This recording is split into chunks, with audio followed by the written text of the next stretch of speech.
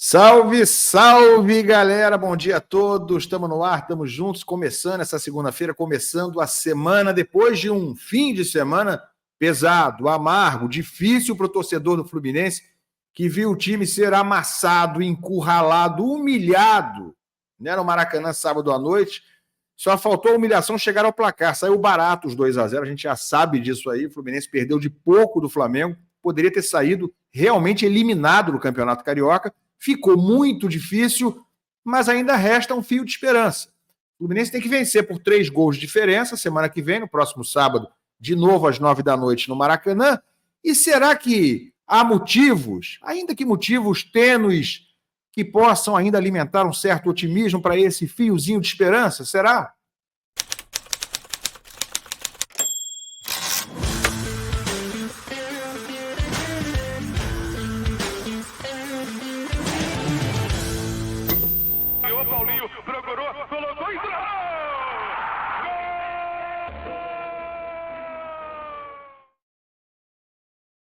Se você está comigo aqui, peço a vocês, gentilmente, que deixem o seu like, é muito importante para a gente. Aí já passamos de 16 mil inscritos aqui no canal em apenas um mês, né? E o like é sempre fundamental para que a gente chegue em mais gente, para que a gente consiga novos inscritos. Então, deixa o like, se inscreve no canal se você ainda não é um desses nossos inscritos. Estamos aí a caminho dos 20 mil, dos 30, dos 50, se Deus quiser, dos 100 mil. Muito importante o seu like e a sua inscrição.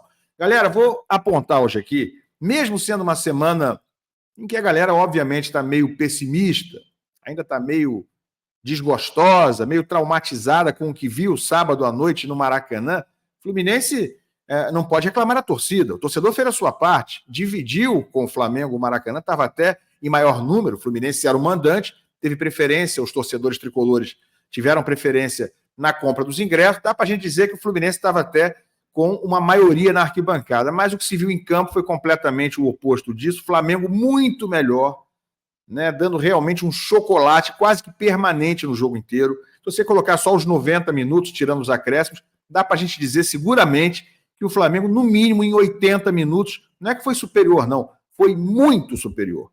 E nos 5 ou 10 minutos em que o Fluminense melhorou no começo do segundo tempo, foi ligeiramente superior, equilibrou o jogo e foi ligeiramente superior, mas durou pouco até o Thiago Santos ser expulso, e aí, cara, voltou tudo como estava, piorou de novo, e o Fluminense escapou de uma goleada. Estava saindo com o placar caído dos céus, 1-0, né? Mas tomou o gol do Pedro no finzinho, 2-0, dificultou muito a tarefa tricolor, mas eu vou tentar levantar para vocês aqui 3 motivos para a galera tricolor tentar, pelo menos, alimentar um fio de esperança para que o Fluminense consiga dar a volta por cima, consiga, quem sabe, uma classificação que seria quase um milagre no próximo sábado. Motivo número 1, André está voltando ao time, né? O André estava suspenso, foi expulso contra o Botafogo. André não está na melhor das suas fases, já deu alguns vacilos esse ano, inclusive nessa expulsão, onde acabou cometendo pênalti, foi expulso e selou naquele momento a derrota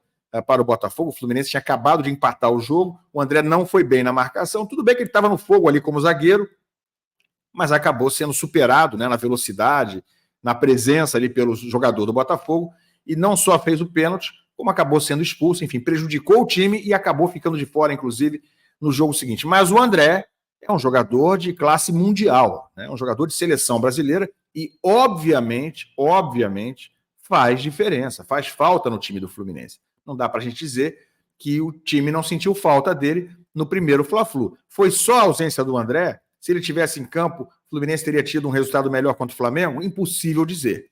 Mas você não pode abrir mão ou achar que um jogador de altíssima qualidade não faz falta. É claro que faz. Então, a volta do André, não sabemos quem vai sair, mas deve sair Renato Augusto ou Ganso, um dos dois.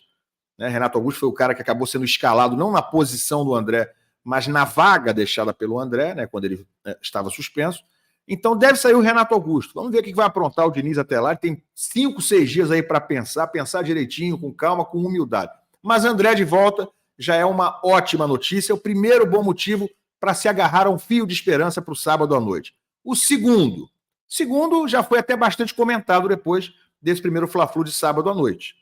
O Fluminense, em 2023, no ano passado, perdeu a final do Campeonato Carioca, não era a semifinal, mas era o primeiro jogo da final exatamente por 2-0. E precisava, no jogo seguinte, fazer 3 gols de diferença na finalíssima.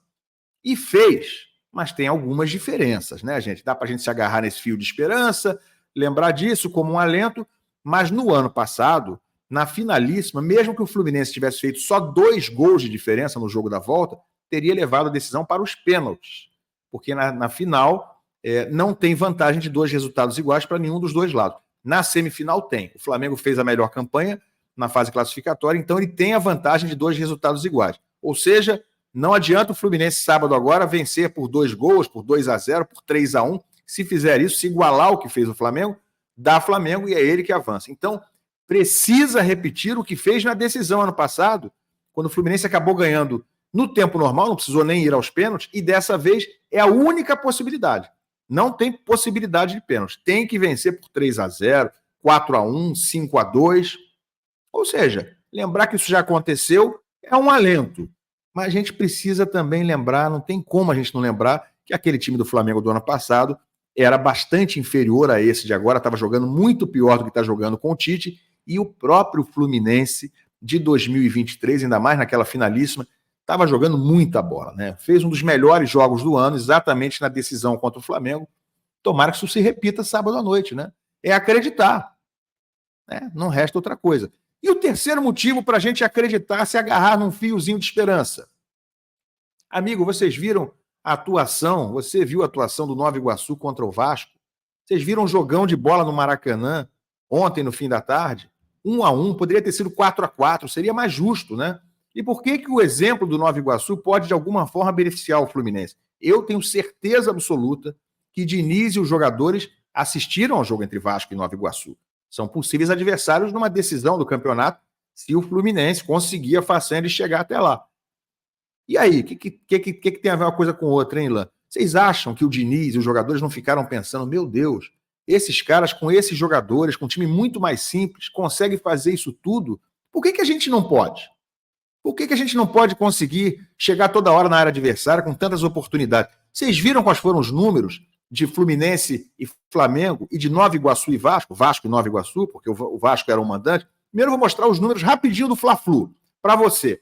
Olha só, tá aí na tela. O Fluminense finalizou 8 vezes no Fla-Flu. Nem parece, porque a gente nem lembra, não foi nada com muito perigo.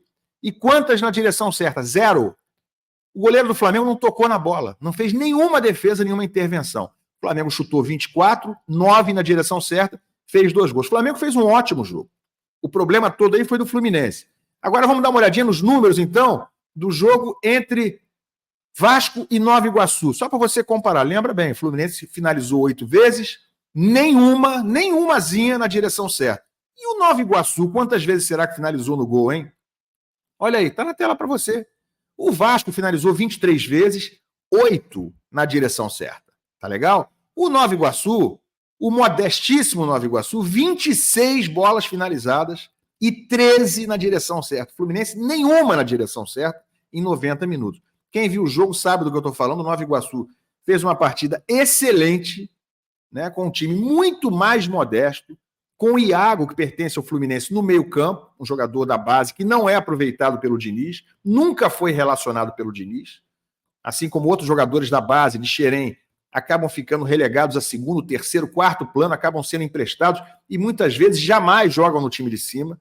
Então, tenho certeza que esse jogo entre Vasco e Nova Iguaçu, onde o Vasco também jogou bem, mas os dois times foram verticalíssimos, velozes, insinuantes, ofensivos, criaram inúmeras oportunidades claríssimas de gol. Foi um jogaço no Maracanã. Tenho certeza que a atuação de ambos, e notadamente a do Nova Iguaçu, que tem menos recursos, vai ser comentada e pode servir de inspiração para os jogadores e para o técnico do Fluminense. Se eles, com um elenco tão mais simples, tão mais modesto, embora muito mais jovem, né, e isso aí pesa muito, se eles com esse elenco jogaram tudo que jogaram no Maracanã, por que o Fluminense não pode virar essa chave, não pode trocar o chip e, quem sabe, reagir no próximo sábado à noite? Hein? Eu acho que dá para se agarrar, né, pelo menos nesses 3 motivos, para ter um fiozinho de esperança. Vocês não acham? Quero a opinião de vocês. Bota aqui embaixo, né? E vamos acreditar. Tem outro jeito? Não tem outro jeito. Deixa o like, se inscreve aqui no canal Ilan FC e a gente vai se encontrar muito essa semana para quem sabe ficar mais otimista com o passar dos próximos dias. Vamos esperar por um milagre no sábado, né, galera? Tá bom? Um grande abraço a vocês, obrigado aí pela companhia e a gente se vê. Tchau.